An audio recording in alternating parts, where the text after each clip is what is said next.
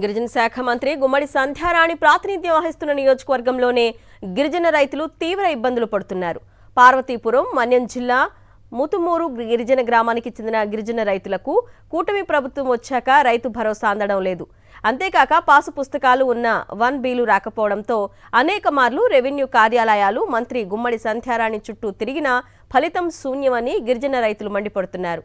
సమస్య పరిష్కారం కాకపోవడంతో తమ సమస్య పరిష్కరించాలంటూ పార్వతీపురం కలెక్టర్ కార్యాలయాన్ని ఆశ్రయించారు గిరిజన రైతులు.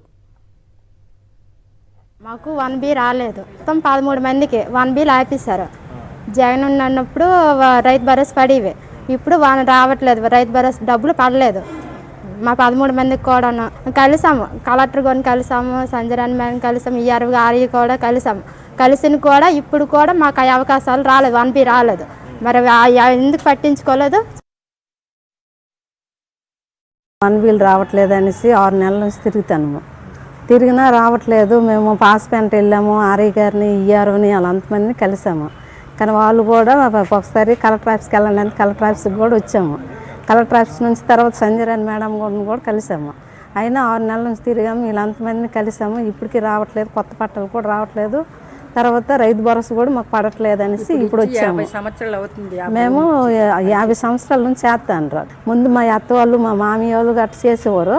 తర్వాత మేము వచ్చి చేసిన తర్వాత ఇంతవరకు బాగానే ఉండేది, జగన్ ప్రభుత్వం ఉన్నంత వరకు. ఇప్పుడు ఈ చంద్రబాబు నాయుడు వచ్చిన తర్వాతే మాకు ఈ రైతు భరోసా పడట్లేదు.